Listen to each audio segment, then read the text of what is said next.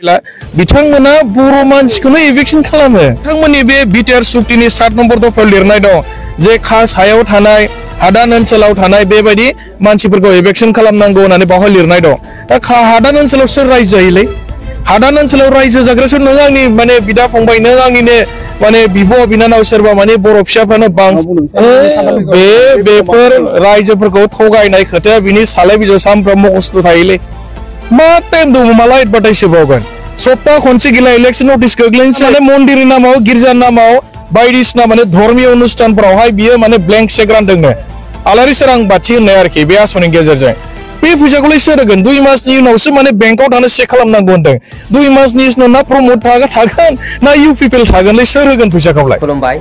इन्ट्र' भिडिअ'आव जायखौ नुदों बिथाङा सेन्ट्रेल इउपिपिएफनि प्रेसिडेन्ट रिन्जय बर' बिथां खोनानो मोनबाय नोंथांमोना प्रमोद बर' बिथांनि थगायनायनि अनजिमा गैया जाहा थाखा समावनो बिथाङा थगायनो हागौ दा दिनै बेखायनो इउपिपिएल दोलोखौ नागारजोबनानै बिपिएफ दोलोआव लोब फैदों आरो बिजेपिनि षड़यन्त्रखौथ' मिन्थिखाबाय बेखौबो रायजो राजाफ्रा दिनै बारा मोजां मोनला खारन जोंनि मानसियानो हाजार हक जेरैखि जायाब्लाबो जायगा होदोंमोन जायगा होग्रायाबो बिथाङानो प्रमोद बर' बिथाङानो दिपेन बर' बिथाङानो दा बेनो बिजेपिया जायगा मोननाय लोगो लोगो दिनैहाय ट्राइबेल बेल एन्ड ब्लक 6 शेड्युल प्रोभिजन बिसिडिसि बायदिसिना दाननायनि खोथासो सावरायफैबाय बिथांमोना अब्ला बिथांमोननि सिन्थाधारायाबो माबादि बिजेपिना बेखौ मिन्थिखाबाय आरो इउपिपिएलनि दैदेनगिरि प्रमोद बर' बिथांमोना जे बिटिआर सुक्ति खालामदोंमोन बिनि क्ल'ज नं 7आव जेनेखि लिरनाय बर' रायजो राजाफ्रा हादानाव थायो बेखौ होखारनायनि खोथा जोबोद दुखुनांथाव बाथ्रा बेनिफ्राय दुखुनांथावसिन बाथ्राया नैबे भिडिअ क्लिप्स नै ससे नायग्रो बयनोबो होनांगौसो बिथाङा बबे 6 शेड्युल बबे ट्राइबेल बेल एन्ड ब्लक बिनि खोथा गैया সকলকে मानि माटिर अधिकार दिया होबावनायसो जाहैबाय किन्तु मानि बारंबार प्रमोद बर'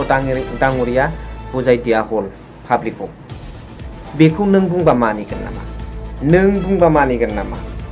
नोंथ' सोरनिबा अधिकारखौ सिख'नानै लांनो हाया दा बेखायनो बेखौ लानानै मानगोनां गेदेमा बिथांमोना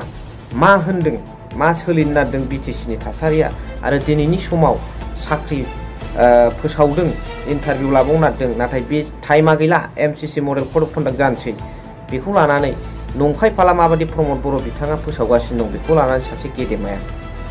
थन्न बुंलांदों जोबजासिम नायलांनानै कमेन्ट सेक्सनजों फोरमायबानो जाबाय नै बिपिएफखौ दिनै होबथानो हाला सारा बिटिसिआव मोनसे बारहावा बारबाय आरो बे बारहावाया ओरैबायदि गोख्रों बारगासिनो दं दायो सोनाबनिफ्राय सानजा सानजानिफ्राय सोनाबसिम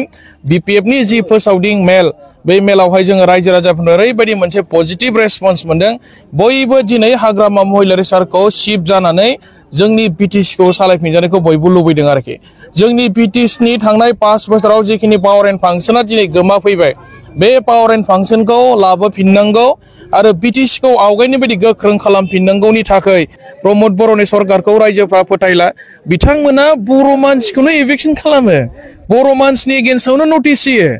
आरो बिथांमोननि बे बिटिआर सुक्तिनि 7 नम्बर दफायाव लिरनाय दं जे खास हायाव थानाय हादान ओनसोलाव थानाय बेबायदि मानसिफोरखौ इभिक्सन खालामनांगौ होननानै बावहाय लिरनाय दं दा हादान ओनसोलाव सोर रायजो जायोलै हादान ओनसोलाव रायजो जाग्रासो नों आंनि माने बिदा फंबाय नों आंनिनो माने बिब' बिनानाव सोरबा माने बर' फिसाफ्रानो बांसिन फरेस्ट ओनसोलाव हादान ओनसोलाव रायजो जायो दा बर' मानसिखौनो इभिक्सन खालामनांगौ होननानै बे सुक्तियाव लिरनाय जादों आरोखि दा बे सुक्तिया जोंनि जातिनि थाखाय मोजां नङा बे सुक्तिया जोंनि जातिनि थाखायबो मोजां नङा जोंनि बिटिसिनि थाखायबो मोजां नङा प्रमोद बर' बिथांखौ आङो नोंथांमोननि गेजेरजों मोनसे कुइसन खालामनो नागिरदों इलेक्शनाथ' फैगौ ना साननैसोनि गेजेराव इलेक्शन जासिगोन बे इलेक्शना किन्तु बिटिआरनि इलेक्शन नङा बे इलेक्शना किन्तु बिटिसिनि इलेक्शन नोंथांमोननि बिटिआरनि इलेक्शना माब्ला जागोन नोंथांमोनाथ' बिटिआर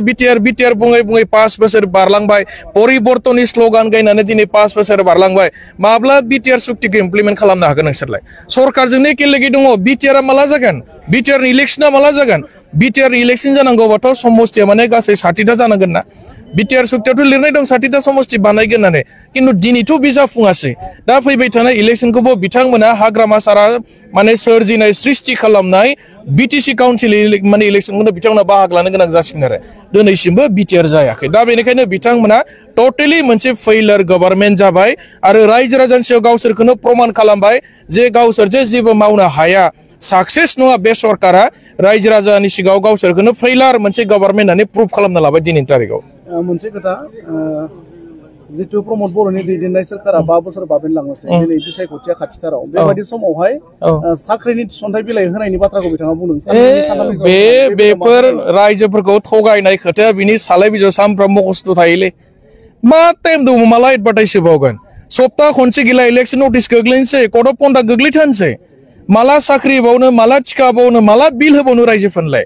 दा जों खोनादों गामि गामि थानानै बहाबा फाउन्डेसन स्टोन बानायलाबायदों सरकारानो गैला दा अन्थाइ खामफागासिनो मा लाब दं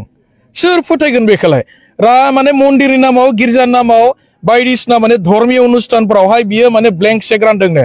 आलारि सोरां बाथि होननाय आरोखि बे आसनिनि गेजेरजों बे फैसाखौलाय सोर होगोन 2 मासनि उनावसो माने बेंकआव थांनो चेक खालामनांगौ होनदों 2 मासनि उनाव ना प्रमद थागोन ना इउपिपिएल थागोनलै सोर होगोन फैसाखौलाय आरो बेबायदि एसेबांखिनि थगायनाय राजनिति खालामनानै लाब गैया रायजो राजाफ्रा बुजिखाजोब्बाय जा बुजिनांगौ बुजिखाजोब्बाय दिनैनि तारिखआव रायजो राजाफोरखौ नांगालाव भट थुनांगौ बिपिएफखौ गोख्रों खालामफिननांगौ हाग्रामा महिलारि सारखौ माने सरकाराव लाबोफिननांगौ होननानै गोदानै बुजायनांगौ जेबो गैला रायजोफ्रा गासिबो बुजिखाजोब्बाय दा दिनै बिपिएफनि जि मोनसे दोहौ बारहावा बारदों बेवहाय इउपिपिएलआ उरायलांजोबसिगोन जेबो गैला स' नुनो मोनबाय बुजिनो मोनबाय नोंथांमोना मा सानो कमेन्ट सेक्सनाव लिरना हरबानो जाबाय स' थेंक इउ भेरि माच फर वाचिं लाभ इउ